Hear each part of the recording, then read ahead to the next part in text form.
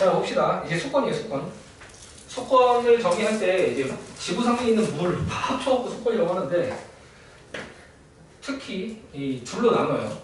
육지에 있는 물과 바다에 있는 물을 나눠. 바다에 있는 물을 해수라고 하고 육지에 있는 물을 육수라고 하고 저기 가서 얘기하는 거. 저기 앞에 가서 졸리면 딱 저기 가서 해. 육수랑 해수가 있을 때 육지에 있는 물은 육수, 바다에 있는 물은 해수라고 하는데 빙하에 대한 개념을 좀 잘 잡아야 돼. 빙하. 얼었을 때 이거를 육수로 봐, 해수로 봐?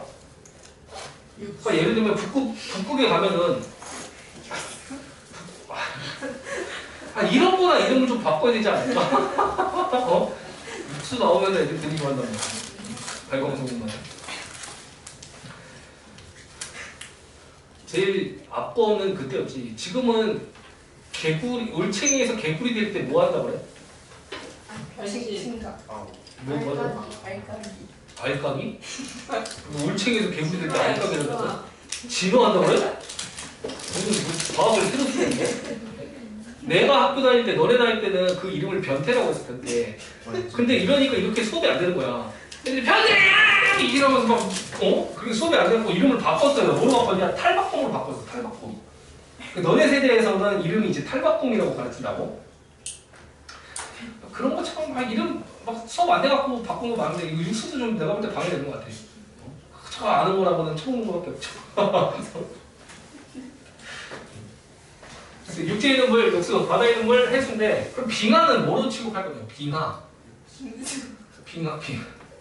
빙수 좀 해버렸어? 야, 바다에 빙하가 떠 있어. 이 빙하를 육수로 볼래, 해수로 볼래? 그 정답이 육수야. 헷갈리지 마. 육수로 본다. 왜 그러냐? 그 육수와 해수의 가장 큰 차이가 염류가 녹았냐 안 녹았냐야. 그러니까 소금이나 염화나트륨이나 염화마그네슘 같은 성분이 녹아 있으면 해수고 그게 녹지 않고서 맹물이라고 하잖아. 그 맹물인 상태로 있으면 우리가 육수라고 표현하는 건데 얼음이 얼 때 염류를 다 배제하면서 물끼리 얼어. 그리고 빙하를 만약에 깎아갖고 먹는다고 치면 짭짤한 빙하가 아니야. 맹탕이라고 그 빙하가. 왜? 얼음이 얼 때 염류는 배제하면서 물끼리 얼기 때문에 그래. 그리고 성분으로 따지면은 육수인 거지, 그지? 염류가 안 녹아있으니까. 그래서 빙하를 육수로 분류한다고. 너 졸리면 내가 저기 가서 수업 들어가고 3번 얘기했는데. 여기 보시면 해수 있고 육수 있으면 육수에 해당하는 게 빙하라는 거 까먹지 마라. 특히 육수에 제일 많은 성분이 빙하고요. 두 번째 많은 게 지하수예요, 지하수. 우리가 알고 있는 강이나 호수 같은 경우는 정말 적은 거야. 0.03%밖에 안 된대. 알겠죠? 이런 식으로 해갖고 분류할 수 있으면 된다. 물 전체에서 강, 호수가 0.03%밖에 안 된다고. 엄청 적다. 우리가 실제 그리고 하나 더. 얘가 이용 가능한 물이야. 이용 가능한 물. 일종의 용수라고 표현하는데 용수, 농업용수, 공업용수, 세발용수. 그 용수라는 표현을 쓸 수 있는 거는 이 둘밖에 없다. 강과 호수가 부족하니까 그 지하수를 좀 떠맡읍시다라고 하는 게 뭐 이런 내용 중에 하나인데 일단 수권 얘기했고요. 수권의 성층구조 정리해봅시다. 어떻게 구성되어 있다? 혼합층, 소약층, 심해층 이렇게. 다음에 그 기준은 또 뭐래요? 깊이에 따른 수온 변화. 아까 깊고는 뭐였어? 높이에 따른 기온 변화이지? 수권은 깊이에 따른 수온 변화. 그래서 보면은 깊이에 따라서 수온을 이렇게 표현을 해놨어. 이게 밑으로 가면 깊이지. 그럼 이 X축은 수온이야, 수온. 이 깊이에 따른 수온 변화를 그래프로 막 그려놨는데 이거 그냥 내가 그리잖아? 힌트 없이 그냥 그리면 너네는 날 따라올 수밖에 없을 것이야. 잘 봐. 이게 지금 온도축이야. 깊이축이야. 수온을 결정하는 요소는 결국 그 지구의 열 에너지 원은 태양이지, 태양. 태양빛에 의해서 가열되는 거기 때문에 태양이랑 가까운 표층 부분이 온도가 높겠지? 깊숙이 들어보면 온도가 낮겠지? 그럼 우리가 그래프를 예상해보면 이런 그래프를 예상할 수 있어. 동의하냐? 태양이랑 가까우면 뜨겁고 태양이랑 멀리가 차갑다고. 예상하면 이렇게 할 수 있지? 그냥 그렇다 해줘. 그렇다 해줘. 이런 식으로 예상할 수 있잖아. 근데 실제 수식으로 들어가면서 데이터를 측정을 해보니까 그래프가 어떻게 나오냐면 일정한 구간이 나오고 그 다음에 우리가 예상했던 구간이 나오고 이것도 계속 떨어지는 게 아니고 어느 순간에 또 일정하대. 그러니까 이 두 구간이 특이한 거야. 여기랑 여기가 특이한 거야. 얘는 우리가 충분히 예상할 수 있다는 거야. 태양이랑 가깝기 때문에 뜨겁고 태양이랑 멀기 때문에 차갑다라고 예상할 수 있다고 얘는. 근데 이것들은 온도가 유지가 되잖아. 희한하다는 거지. 왜 유지가 될까? 여튼 온도 구간이 특이해서 이름을 붙여놓는데 첫 번째 층을 혼합층이라고 이름 지었고요. 두 번째를 수온약층이라고 이름 지었고 세 번째를 심해층이라고 이름 지었어. 자, 이 구간이 각각 왜 나타나는지 얘기해줄게. 여기 이름 잘 적어놨다니까. 아까 대류권은 왜 대류권이었지? 대류해서. 그지? 대류가 일어나니까 대류권이지. 그럼 여기는 혼합되니까 혼합층인 거야. 뭐에 의해서 혼합돼? 바람. 바람에 의해서 혼합되는 게 혼합층이야. 바람이 계속 불잖아. 파도가 치지. 그 파도에 의해서 혼합되고 있는 층이 혼합층이라고. 그래서 온도가 유지되는 거야. 이 바람의 영향을 받는 곳이 혼합층으로 유지된다. 그럼 이 두께도 그 바람이 부는 지역에 따라서 달라. 너 혹시 지구로 이렇게 쪼개면 여기를 저위도라고 하는 거 알아 혹시? 이 정도 상식은 있나? 여기를 고위도라고 하는 거 알아? 여기는 중위도라고 하는 것도 알아? 그래요? 그럼 바람이 여기서 어디가 제일 세?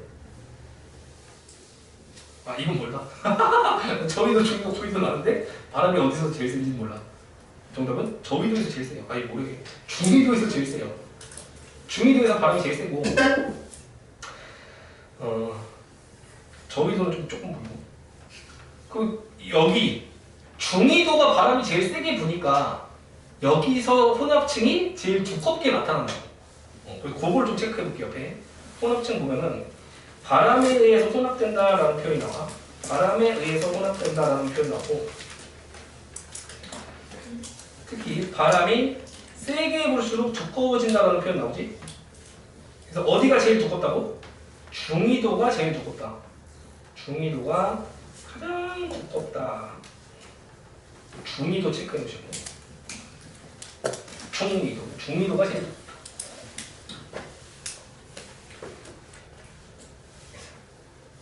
됐죠? 다음에 심해층 먼저 얘기해보자. 심해층 같은 경우는 이 물의 특성 때문에 만들어지는 건데 물은 4도씨 물이 밀도가 최대야. 물의 밀도는 4도씨에서 최대다. 밀도에 의해서 밀도가 크면 가라앉고 밀도가 작으면 뜨는 거 알아? 이때 4도씨가 물이 제일 무거운 물이라고. 무거울 때가 4도씨라고. 화학적인 특징이야. 그러다 보니까 4도씨 물이 바닥에 계속 깔려 있는 거야. 그래서 이 멈춰 있는 온도의 값을 보면 이게 4다. 그래? 맞죠? 신기하죠? 응. 체크해놔 보기 4. 여기가 4도라고 4도. 여기 4도씨다. 이유는 물의 밀도가 4도씨가 최대거든. 이게 되게 중요한 게 이렇기 때문에 물이 위에서부터 오는 거야. 원래 고체가 될 때는 바닥부터 고체가 돼. 물을 제외한 나머지 물질이 다 바닥부터 고체가 되면서 이렇게 해서 뚜껑을 딱 닫고 끝난단 말이야. 근데 물은 좀 특이해. 어느 과정에서 온도가 떨어지지? 10, 9, 8, 7, 6, 5, 4 되면 4가 밑으로 가는 거야. 4가 밑으로 간다고. 그 다음에 3이 되면은 그 위에 쌓이고 2가 되면 그 위에 쌓이고 그 위에 쌓이고 1, 0 하면 0이 1로 온다고. 그래서 물이 겉에서부터 오는 거야. 겉에서부터 어니까 물고기가 살지. 이게 밑에서부터 차곡차곡 올라오면 물고기는 뒤지는 날을 기대해야 돼. 한 가지 물고기가 살 수 없다니까? 겨울철에 한 번 얼면 바닥부터 막 얼다가 쨍 하고 다 얼면 다 죽는 거지 뭐 얘네. 응? 아, 그랬더라. 그 물고기 낚시법 중에 하나 이런 게 있어. 나중에 이제 기회 되면 너네는 그 서울에서만 살다 보니까 그런 거를 할 일이 별로 없을 텐데. 얕은 개울이나 이렇게 강가가 이렇게 싹 언단 말이야. 겉에 부분이 얼잖아. 그거 보면 밑에 물고기가 보여. 물고기가 보여. 물고기 쪽으로 다가가잖아? 너무 가. 근데 되게 추운 상태지. 추운 상태에서 얘네가 대사가 떨어져 있어. 못 만든다고. 그래서 이렇게 처음에 막 열심히 움직이다가 이렇게 움직여. 움직이면 확 둔해진다고. 움직이다가 확 둔해진다고. 그 둔해져 있을 때 망치 가지고 그 윗부분을 막 때려. 그걸 깨. 그 다음에 뜰채로 건질 수 있다? 그런 낚시법이 있어요. 빙어 낚시할 때 그런 식으로 낚시한다고. 더 놀라운 건 큰 돌이죠, 큰 돌. 큰 돌을 걔가 이제 잘 못 움직이고 있잖아. 여기다가 정말 있는 힘껏 이렇게 확 집어던져갖고 깨면서 이제 돌이 풍금 들어가잖아. 그럼 그 충격파에 얘가 기절해. 근데 기절하면서 그 물을 그 돌을 던지면 들어가면서 풍덩 하면서 이렇게 올라오는 거 알지? 그렇게 하면서 물고기가 같이 올라와 기절해갖고. 그런 낚시법도 있어요. 그래서 빙어 낚시할 때 그 깨갖고 뜰채로 뜨는 방법이 있고 좀 뭐 할만하다 돌을 던져갖고 아예 팍 들어가게끔 하면은 소풍 치면서 잡는 그런 것들. 그 기회 되면 해봐. 재밌어. 물고기 잡아볼 일이 없지 않냐 서울에 있으면? 잡아본 적 있어?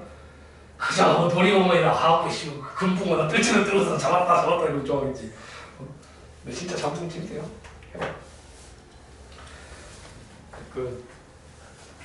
나 어릴 때는 가재 본 적 있어? 가재가 진짜 깨끗한 물밖에 안 살아. 가재가 살고 있다 그 물은 그냥 떠서 마셔도 돼. 그 정도로 깨끗한 물에만 사는데 근데 기억나는 게 나는 이제 무서워서 못 잡아. 가재는 이 집게가 있잖아. 물리면 아플 거 아니야. 그렇지? 나 무서워서 못 잡아. 근데 내 친구가 그런 거 진짜 잘 잡았어. 무서워하잖아. 거미도 그냥 잡아. 거미도 물거든. 거미도 물고 뭐도 물고 그거 다 무는데 그 가재를 하루는 이제 잡는데 가재를 딱 잡았어. 근데 이 새끼 무는 거야. 가재가 깨문 거야. 이렇게 집게로 깨문 거야. 그리고 애가 아프니까 흔들었겠지. 하고 흔들었겠지. 하고 흔드는데 이게 안 빠져. 나 그게 지금도 너무 충격이어서 애가 아파갖고 막 흔드는데 가재가 안 떨어져. 그대로 계속 물고 있는 거야. 흔드는데. 그때 너무 무섭지. 하여튼 뭐 기회 되면 한번 잡아보세요. 재밌다. 다음 뭐하다 여기까지 왔어. 다음 그럼 12층 보면 거기 계절에 관계없이 수온 변화가 수온이 거의 일정하다고 되겠지? 몇으로 일정하다고? 4도씩 일정하다. 이렇게. 북극이래. 그 극지방 같은 경우 아까 극지방을 고위도라고 한다고 그래서 저위도라고 한다고 그랬어? 고위도 전부 11층으로만 돼 있어. 고위도에서 발달돼 있다. 고위도에 발달한다. 11층. 마지막 수온약층. 이게 특이합니다. 수온약층은 위에 더운 공기가 있고 밑에 찬 공기가 있지. 위에 더운 공기가 있고 밑에 찬 공기가 있단 말이야. 그럼 더운 공기가 더 올라갈 데가 없지. 찬 공기도 더 내려갈 데가 없지. 이게 아까로 따지면 성층권이랑 열권 같은 느낌이야. 위에가 뜨겁고 밑에가 차갑다. 그럼 이거 대류해야 돼? 대류를 안 해. 이게 되게 중요한 특징이라고. 수온약층 같은 경우는 대류가 없어요. 그걸 얘는 그냥 매우 안정한 층이라고 표현하지. 옆에다가 대류 현상이 없다 이렇게 적어놔. 대류 현상이 없다. 대류 현상이 없이 매우 안정한 층이 수온약층 특징이다. 이게 중요하게 작용하는데 뭐가 중요하냐? 봐봐. 물고기가 잘 먹고 잘 살려면 어장이 잘 발달하려면 물고기의 먹이가 풍부해야겠지? 물고기의 먹이가 뭐야? 플랑크톤. 플랑크톤. 그 플랑크톤이 번식을 잘 해야지 물고기가 먹을 게 많아질 거 아니야? 맞아? 어떻게 하면 플랑크톤이 번식 잘하게 할까? 세포 분열에 필요한 재료가 많은데 재료. 그 세포 분열에 필요한 재료를 무기염료라고 해요. 무기염료. 그냥 화학적으로 표현하면 각종 이온들이라고 생각하면 돼. 뭐 나트륨 이온이든 마그네슘 이온이든 인산 이온이든 무슨 뭐 암모늄 이온이든 각종 이온들. 그 각종 이온들을 무기염료라고 하는데 그 무기염료가 어디 있냐? 심해층에 있어. 여기에 무기염료가 풍부해. 무기염료가 생성되는 이유 자체가 이게 사체가 분해될 때 생성되는 거야. 네? 물고기 죽어갖고 부패할 때 그 물고기가 죽어서 부패하는 최종 장소가 바닥인 건 알아? 좀 얕은 지식으로 보면은 죽으면은 시체가 위로 뜨는데요. 위로 떠. 위로 뜨는 이유가 가스가 찬단 말이에요. 미생물 때문에. 가스가 차갖고 위로 뜨다가 어느 정도 가스가 많이 차면은 얇은 부분으로 픽 하고 가스가 빠져. 그때부터 얘는 뜰 수 있는 힘이 없어. 무조건 가라앉기만 한다고. 그 최종적으로 분해되는 자리가 바닥이란 말이야. 바닥. 잠깐 떴다가 얘가 여기서 죽으면 잠깐 떴다가 얘 밑으로 가라앉는다고. 바닥에서 분해되면 분해된 최종 생물이 무기염류라는 거야. 이게 플랑크톤의 먹이라고. 플랑크톤 먹이라고 합시다. 플랑크톤 먹이. 근데 플랑크톤이 이렇게 심해 살질 않아요. 왜? 빛이 없어. 얘도 뭐 광합성도 하고 그러지 않냐? 광합성하는 플랑크톤이 있고 그러잖아. 그걸 또 잡아먹는 동물성 플랑크톤도 있고. 근데 플랑크톤이 사는 데는 여기야. 근데 먹이는 저기 있네. 얘가 일로 와줬으면 참 좋겠지. 근데 그걸 지금 누가 막고 있다고? 얘가 막고 있다니까, 수온약층이. 수온약층이 이걸 막고 있어. 참고로 이 혼합층 쪽은 산소는 겁나 많아. 이런 미생물들도 에너지를 얻기 위해서 산소 호흡을 해야 될 거 아니야. 산소도 풍부하고 무기염류도 풍부해야지 플랑크톤이 잘 번식한다고. 얘도 많고 얘도 많아야지만 플랑크톤이 잘 번식하는데 지금 핵심 먹이가 되는 성분이 다 바닥에 깔려 있다는 거지. 근데 얘가 올라올 수 있어 없어? 없어. 누구 때문에? 수온약층 때문에. 그게 지금 수온약층의 하는 기능 중에 하나야. 방해하는 거예요. 위층과 아래층이 섞이는 걸 방해해. 거기 뭐라고 써있지? 여기 혼합층과 11층 사이에 에너지 교환을 물질과 에너지 교환을 차단한다. 이거 보여? 이게 수온약층이 지금 하고 있는 일이야. 막고 있다고. 막고 있다고. 근데 이게 한번 약간 전 지구적인 이벤트로 수온약층이 약화되면서 얘네가 섞이는 이벤트가 발생해. 그게 뭐냐? 태풍이에요. 태풍이 한번 확 휘저어주게 되면 밑에 있는 애들이 위로 기어 올라올 수가 있다고. 그럼 무기염류 올라왔다, 산소 풍부하다, 플랑크톤이 번식 잘하겠지? 그럼 플랑크톤이 많으니까 물고기도 잘 먹고 잘 살 수가 있다고. 어장이 풍부해진다고. 그러니까 태풍이 안 좋은 영향만 미치는 게 아니야. 우리한테는 안 좋지. 건물도 부시고 유리도 부시고 하니까 우리한테는 안 좋은데 그 어업으로 봤을 때는 태풍이 꼭 필요해. 태풍이 불어줘서 한번 휘저어줘야 얘네들이 올라오고 그걸 기반으로 플랑크톤 번식, 어장 확장 이렇게 되는 거거든. 그래서 여튼 수온약층이 방해를 하는데 그거를 풀어주는 기능도 지구상에 존재한다. 그렇게 알아놓으시면 되고요. 이 정도 정리했으면 된 것 같아. 뒤에 이렇게 생물권. 이제 거의 다 있다. 생물권 같은 경우는 조심해야 될 게 딱 하나 있어. 생물의 생이 너네가 알고 있는 그 한자로 따지면 그 살아있다는 걸 표현하는 생인 거지. 맞아? 그럼 죽은 거는 생물이 아닌 거지. 그러니까 사체는 생물권에 들어가 안 들어가? 사체. 데드바디. 또 발음이 그래서 들었나? 데드바디. 그 사체는 그러면 생물권에 넣어 안 넣어? 안 나와요. 안 넣어. 그리고 생물이 싼 똥, 우주, 배설물이라고 하지. 배설물도 생물권에 집어넣어 안 집어넣어? 안 집어넣어. 라고 시험 문제 다 틀렸어. 사체랑 배설물이 생물권에 들어가는 개념이에요. 이런 거를 지금 공부할 때 뭐 안 들어놓고 시험장에서 처음 보지? 맞출 수가 없어.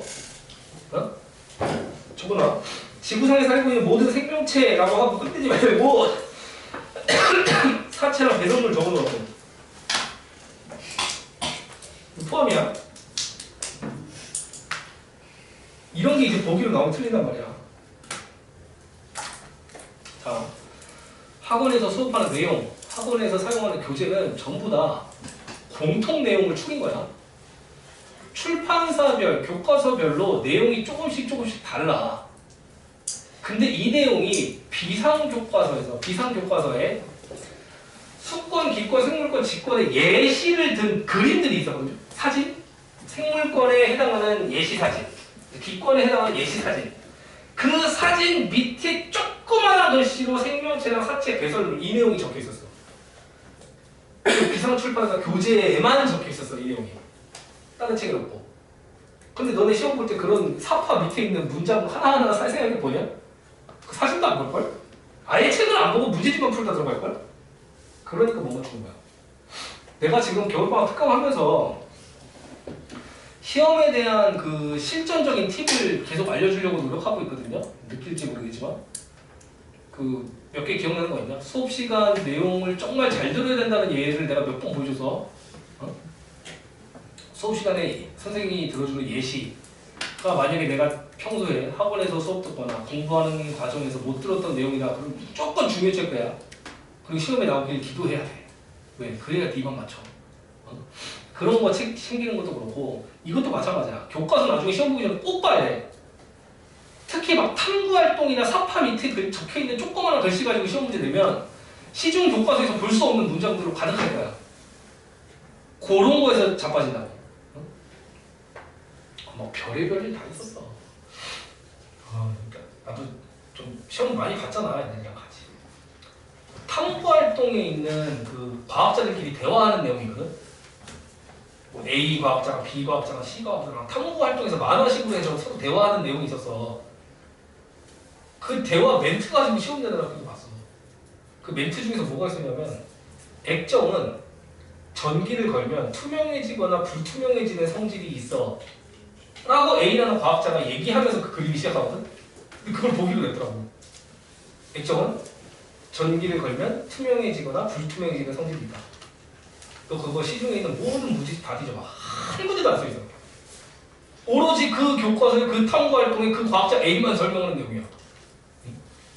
전기를 걸면 투명해지거나 불투명해진다는 그 표현 자체가 어디에도 안 나온다니까. 시험 성적은 거기서 결정돼요. A라는 어려운 거, 문제집에 있는 거 좀 공부하는 게 다 맞춰. 근데 어디서 결정한다고? 그런 데서 결정한다. 최종적인 1등급의 차이가 그래서 교과서나 이런 부분, 다음에 선생님이 말해주는 특별한 부분 그런 거에 더 집중을 해서 공부해야 돼. 이 내용 일단 이거 좀 충격받았거든. 애들이 많이 틀렸어. 왜? 아니 생물권에 셈이 살아있을 셈인데 아니 사체가 어떻게 생물권에 들어가. 배설물? 야 씨 똥이 어떻게 살아있어. 아니지 하고 지가 아니게 된 거야. 그 사파 있는 그 문장입니다. 그런 걸 좀 깨닫기를 바라고요. 다음에 외권 보시면 우주 바깥 공간인데 특히 내가 아까 강조했던 내용이 여기 나와 있네. 지구 자기장. 이 지구 자기장이 외권이라고. 지구 자기장 외권이야.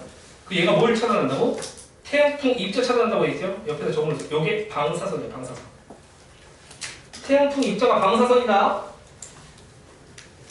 알파 입자가 헬륨 원자핵이고 베타 입자가 전자란 말이야. 태양풍이라고 하는 것 자체가 방사선이고 얘가 지구 자기장에 끌려서 극지방으로 이동해요. 극지방으로 이동해. 그리고 여기서 지들끼리 충돌을 해. 충돌할 때 전자랑 핵이 분리된 상태에서 얘가 내려오면 비에너지를 뿜는 다음에 그게 이제 알록달록하게 보이는 게 오로라라고. 알겠어? 그래서 오로라가 태양풍 입자를 차단한다. 다음 여기 보시면 요거 지구 시스템 에너지원. 태양 에너지가 지구 시스템 에너지원이라는 거. 다음 세 번째, 외권과 직권의 물질권 거의 없다. 왜 거의 없다라고 표현했을까? 아예 없다라고 하는 거야. 운석이 얻어맞을 수 있잖아. 다음에 위성 같은 거 쏠 수 있지? 위성 쏘면은 지구에 있는 게 나가는 거고, 운석이 얻어맞으면 우주에 있던 게 들어오는 거고. 이런 식의 차이가 있다. 다음 B, 이게 중요하다고 해서 상호작용. 지구 시스템끼리 무슨 상호작용을 할 수 있냐? 이거를 체크할 수 있어야 된다고. 그 학기가 시작되고 내신 대비를 하게 되면은 경무에 그 비법 프린터가 나갈 거예요. 비법 프린터. 각종 암기 프린트를 내가 이미 다 만들어 놨어. 구경이나 한번 시킬까?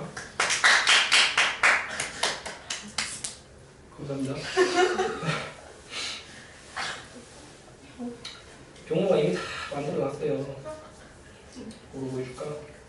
예를 들면 단어별로 이렇게 내가 다 정리를 해놨단 말이야. 예를 들어서 뭐 생체 촉매다. 그럼 생체 촉매에 대해서 너가 외워야 될 부분은 내가 정리 다 해놨고요. 내가 다 직접 정리한 거야. 참고로 이런 구조적으로 정리하는 사람이 나밖에 없어.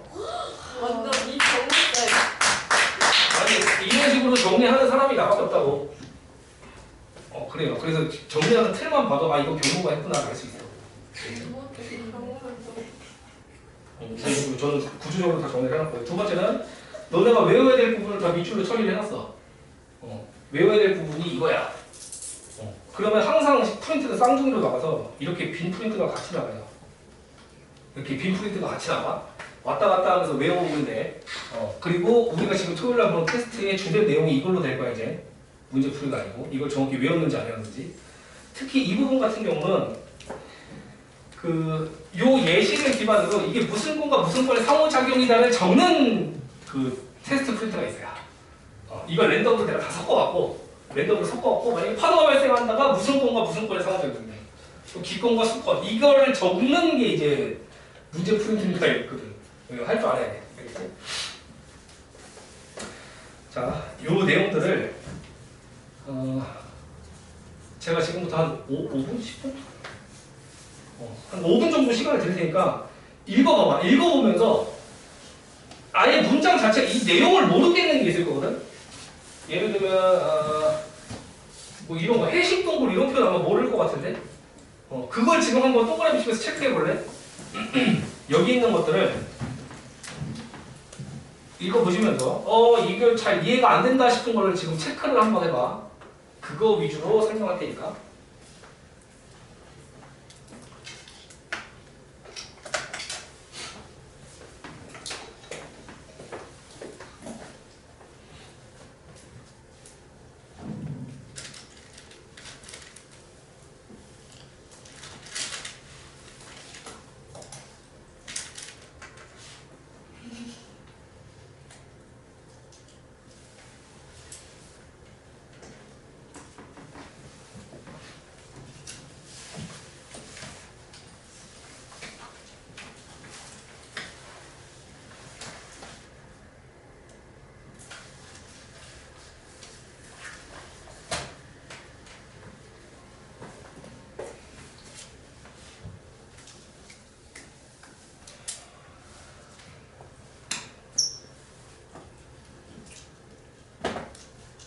장난치지 말고 빨리 봐. 잡았어요. 잡았어요.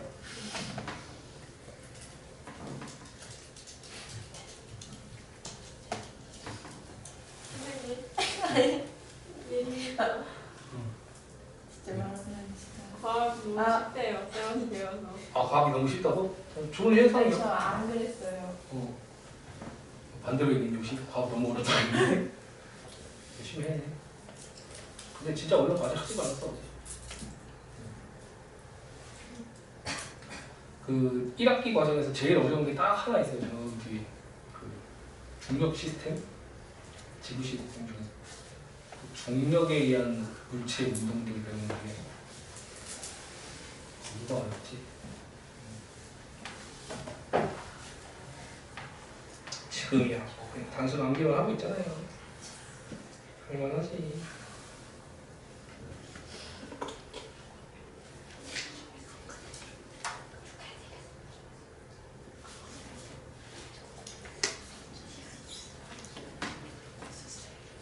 예를 들면 이런 문제 풀어야 돼. 이 주에 여러분들이 경험하셔야 될 문제들이거든요.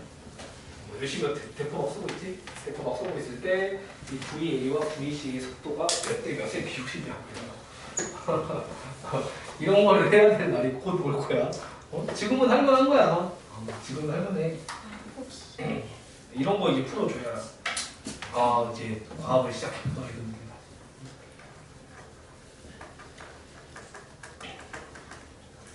지금은 뭐 할만하다. 숫자가 없고 문자가 없고 얼마나 할만해. 쫄지 마. 또 공부하면 다 돼. 다 돼. 공부도 안 되는 게 어딨어. 자, B파트 지구 시스템의 상호작용의 예를 한번 살펴볼게요. 첫 번째, 직권의 상호작용에서 대륙의 이동, 판의 운동 이렇게 있는데 대륙 이동설은 중립도 한번 들어봤나? 땅 조각들이 움직인다라고 하는 건데 대륙 이동의 그 주인공은 땅이지, 대륙이지, 대륙. 근데 대륙만 움직여? 아니야, 바닷속에 있는 땅도 움직여. 그렇게 해서 확장된 개념이 파인 거지. 대륙만 볼 게 아니고 그 바닷속에 있는 움직이는 조각도 있다고. 그것까지 합쳐서 보는 게 판인 거야. 대륙 이동과 판의 이동은 다 직권과 직권의 상호작용이다. 다음 기권과 직권 볼래? 야, 이 근원이고 영향이면은 얘가 여기에 영향 줬다 이거거든 지금 상황이. 아니 도면에 이게 두 개 나와. 얘도 있고 또 얘도 있어. 얘도 지금 기권 직권이고 얘도 기권 직권 아니야? 누가 누구한테 영향 주냐 이거라고 지금. 해석할 때 근원이 얘한테 영향을 준다 이렇게 해석하는 거야. 얘는 뭐라고 해석해야 돼? 기권이 땅에 영향 준다. 바람이 공기가 땅에 영향 준다. 어떤 영향 줘? 풍화 침식. 특히 얘는 기권의 온도가 중요한 거예요. 기권의 온도, 공기의 온도. 공기의 온도가 물을 얼리고 녹이고 반복시키지. 물을 얼 때 부피 팽창하는 거 알아? 집에 가서 페트병에다가 물을 다 채운 다음에 냉동실에다 얼려봐. 다음날 엄마가 깨워갖고 부시하게 때리고 있을 거야. 이년아 정신 나간다 이러면서 연락 때릴 거야. 물 가득 채우고 얼리면 안 된다는 걸 어릴 때부터 알고 있는 상식 아니야? 그럼 궁금하면 해보세요. 궁금하면 가득 채워갖고 얼려봐. 다음날 네가 살아있나? 그런 거야. 그래서 이 공기의 온도가 물을 얼렸다 녹였다 하면서 돌을 부신다고. 그게 풍화 침식이야. 알겠지? 다음 기권이 직권에 영향 주는 거. 공기가 땅에 있는 모래들을 확 들어 올려. 그 다음에 저기다가 말값 쏟아. 그게 황사 아니냐? 되죠? 그래서 기권이 직권한테 영향 준다 그 얘기야. 다음 물이 직권에 영향 주는 거. 물의 침식작용이라고 해갖고 너 공유 이런 거 들어봤냐? 물이 흐를 때 옆을 계속 깎지 이거. 여기를 계속 깎고. 그러면 처음에는 이렇게 완만하게 돌다가 깎이고 이게 심해지면 이렇게 돌지 않아? 맞아? 이게 더 심해지면 이런 식으로 되면서 이게 끊기면서 얘가 나중에 호수처럼 떨어져 나가는 거 혹시 들어봤어? 우각호? 사회 안 하니? 지리 시간에 하지 않나? 난 너무 오래돼서 기억이 안 나요. 중고등 사회 때 뭘 배웠는지 잘 기억이 안 나는데 나 학교 다닐 때 배우긴 했는데 이거 공유가 옆을 깎는다는 거. 이게 이제 물의 침식이고 해식 동물은 뭐냐면 바다에서 이제 파도가 찰싹찰싹 쳐. 그러면 이 파도가 칠 때마다 여기가 이렇게 뭉퉁뭉퉁 들어가. 바위를 깎는다고. 깎으면서 이렇게 동굴 만들면 그게 해식 동굴인 거야. 알겠지? 이 동굴이 확 무너지면 여기 절벽이 생기겠지? 그걸 해식 절벽이라고 해요. 들어가냐? 해식 동굴, 해식 절벽 다 수권이 직권에 영향 준 거야. 다음 생물이 직권에 영향 주는 거. 살아있는 생물이 땅에 영향을 미치는 게 뭐냐? 화석연료를 생성한다. 얘가 죽어갖고 땅에 묻히면은 석탄석이 되는 거죠. 다음 생물에 의한 풍화작용. 생물도 돌을 부실 수 있어. 누구? 나무 뿌리가 자라는 힘이 엄청나거든. 그 세포 분열을 통해서 팽창할 때 돌을 부실 수가 있어. 그게 생물에 의한 풍화. 알겠죠? 이거 말고 더 있는데 그것까지만 딱 얘기할게. 이해할 만한 거. 자, 요거 땅이 공기에 영향을 미치는 거. 직권이 기권한테. 이거 화산 터지면 가스가 분출되고 그게 기권의 CO2 공급 요소지. 화산가스를 통해서 CO2 공급하는 거야. 자, 대륙성 기단이 발생한다. 이것도 중3 때 하던가 뭐 이렇게 해갖고 여기에 시베리아 기단, 여기 오호츠크의 기단, 여기에 뭐 양쯔강 기단, 여기에 북태평양 기단 이런 거 하지 않았어? 이 기단 얘기하는 거야. 특히 대륙성 기단, 요거 시베리아 기단. 이게 직권, 공기가 그 지역에 있는, 아니 땅이 그 지역에 있는 공기에 영향을 미쳤다고. 그 시베리아 기단 같은 거. 알겠지?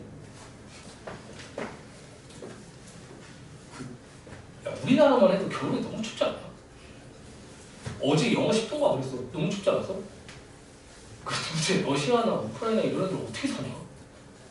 우리보다 훨씬 더 높이 있잖아. 북한만 해도 지금 서울보다 더 높이 있어갖고 추울 거거든? 근데 그거보다 더 높이 있는 러시아는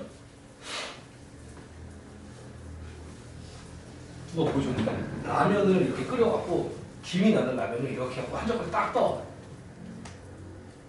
노니까 그대로 얼어있더라. 그 정도로 춥던데?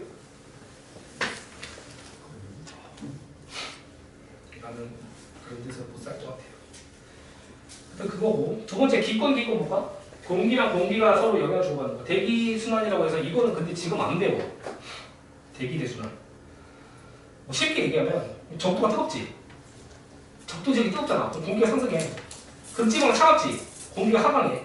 그 하강한 공기가 일로 왔다가 올라오고 다시 돌아가고 이건 큰 흐름이 생기거든? 이걸 대기대순환이라고 해. 기권과 기권이 상관이가 전선의 형성. 설마 이거를 이 전선을 군대 용어인 전선 생각하는 거 아니죠?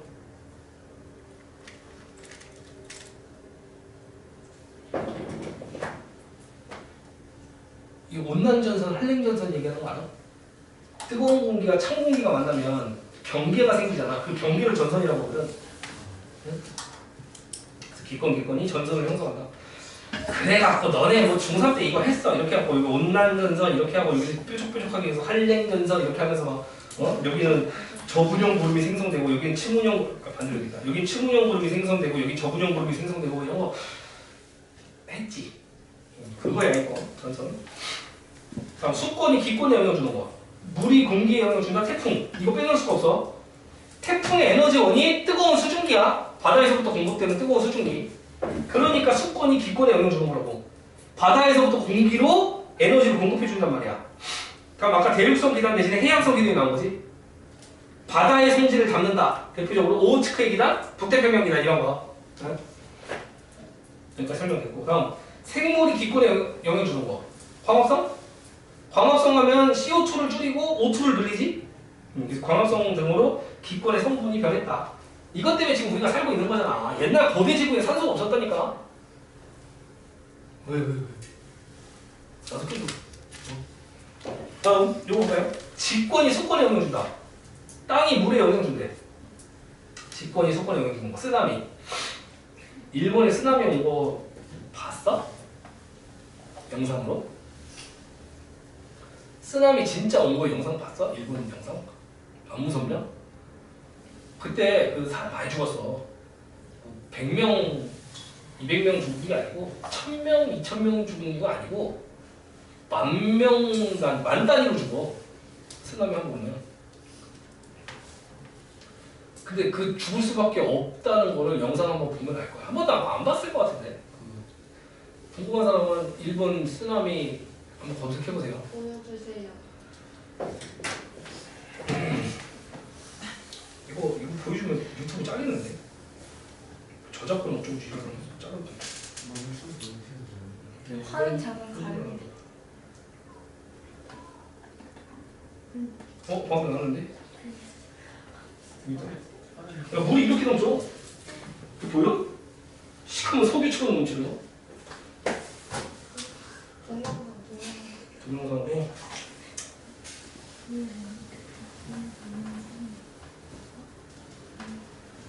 이걸로 보면 되겠다.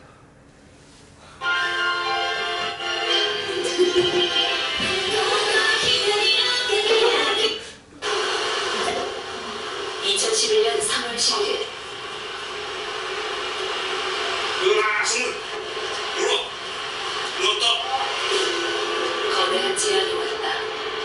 지진이 불어 거대한 무너지. 하도 수준인데?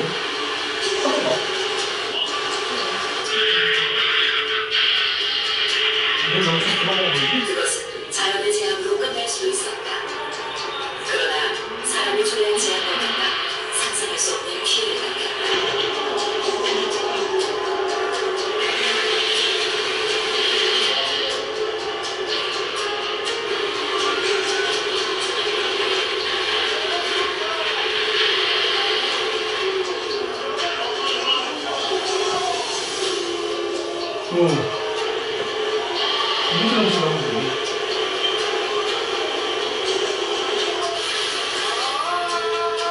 집이 통째로 쓸려 나가거든요. 집이 통째로 쓸려. 쓰나미가 저 정도.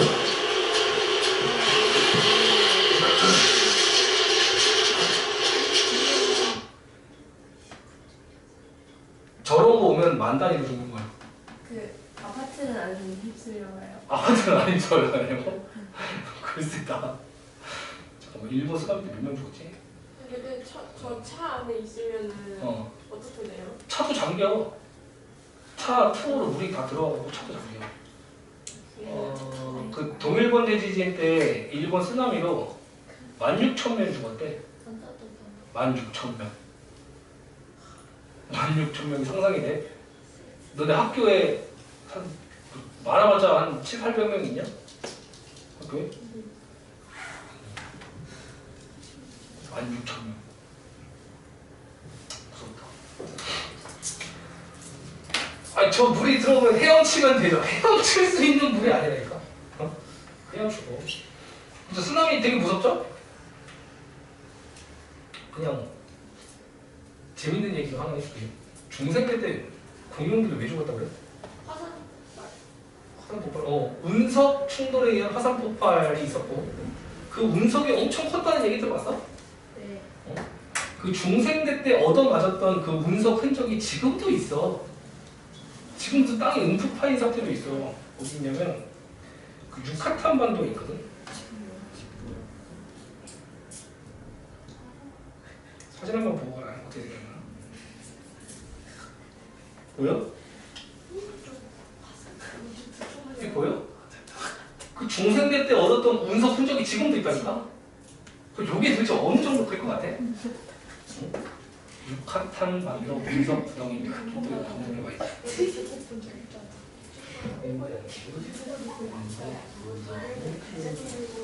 아?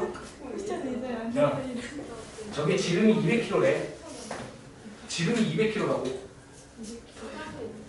그 서울에서 광주까지가 200km예요. 서울에서 부산까지가 400km고 서울에서 광주까지가 200km거든.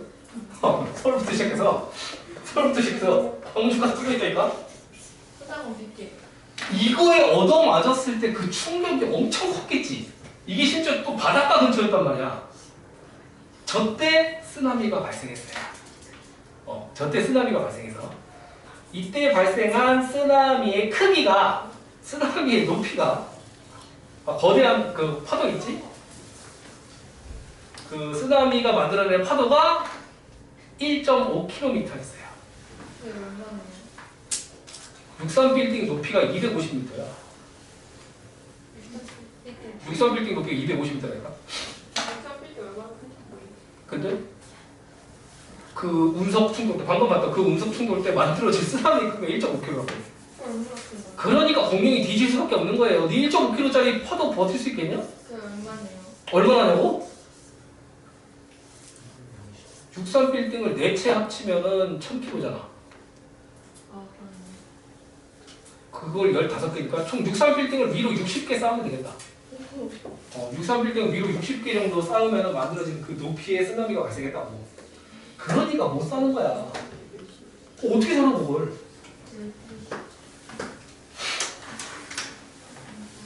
겁나 무섭다. 야, 근데 이게 그 중생대에만 오고 끝나라는 법이 있냐? 지금 우리 현 인류에서 충분히 일어날 수 있는 일 아니야? 이미 한 번 있었잖아. 있을 수 있어요. 그래갖고 나사가 계속 그 확인을 하고 있는 거잖아, 지금. 우주로부터 오는 운석이 있는지 없는지 계속 확인을 하고 있다고. 오면 어떡할 건데? 운석 오면 저희 다 죽어요? 저렇게 얻어맞으면 다 죽어야지, 뭐 답이 있냐? 뭐 지하 깊숙이 뭐 방수시설까지 철저하게 해놓은 범퍼가 있는 사람들만 몇 명 살겠지. 60억 인구 중에서 한 몇천 명만 살겠지. 근데 그게 오기 전에 뭐 나사는 나름 계획이 있던데.